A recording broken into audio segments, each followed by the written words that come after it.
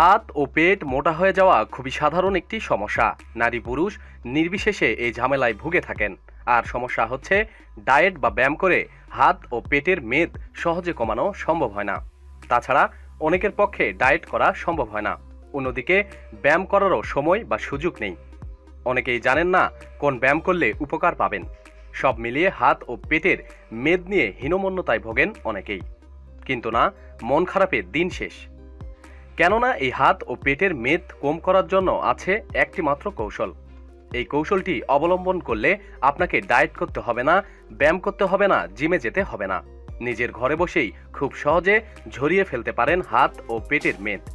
একই সঙ্গে ওজন কমিয়ে শরীরটাও হয়ে উঠবে ঝরঝরে। কি করবেন? করবেন একটি সাধারণ কাজ।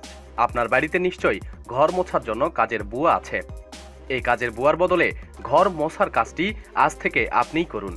খুব ভালো হয় যদি দিনে 2 বার ঘর মুছতে পারেন। 2 বার না পারলে অন্তত 1 বার অবশ্যই মুছুন। তবে 2 বার মুছলে উপকার বেশি পাবেন। ঘর মোছার সময়ে আপনার হাত ও পেটের ব্যায়াম তো হবেই, একই সাথে সম্পূর্ণ শরীরেরও ব্যায়াম হয়। ওজন কমানোর মূল সত্য অধিক ক্যালোরি পোড়ানো। আর ঘর মুছলে খুব অল্প সময়ে দেহ থেকে অনেক বেশি ক্যালোরি ঝরে যায়, ফলে ওজন কমতে থাকে। অন্যদিকে কোনো বিশেষ স্থানে মেদ কমানোর পূর্বশর্ত হচ্ছে সেই স্থানে চাপ পড়ে এমন ব্যায়াম ও পরিশ্রম করা। ঘর মুছলে আপনার হাত ও পেটে চাপ পড়ে, যা উক্ত স্থানে মাসলগুলোকে কর্মক্ষম করে তোলে ও চর্বি পরিয়ে আপনাকে করে তোলে স্লিম।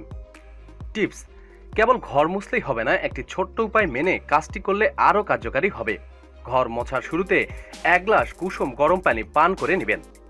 আবার ঘর মোছা শেষ হলেও আরও 1 গ্লাস কুসুম গরম পানি পান করবেন। এই কুসুম গরম পানি আপনার দেহ থেকে ক্ষতিকর চর্বি ও টক্সিন উপাদান বের করে দিবে। নিয়ম করে কিছুদিন ঘর মুছুন, মাত্র 1 সপ্তাহে দেখতে পাবেন যে মেদ কমতে শুরু করেছে। ঘর মোছার পাশাপাশি আরও করতে পারেন জানালা দরজা পরিষ্কার, বিছানা পাতা ইত্যাদি কাজ। প্রতিদিন সব খবরাখবরের জন্য সাথে থাকুন এবং সাবস্ক্রাইব করুন। ধন্যবাদ।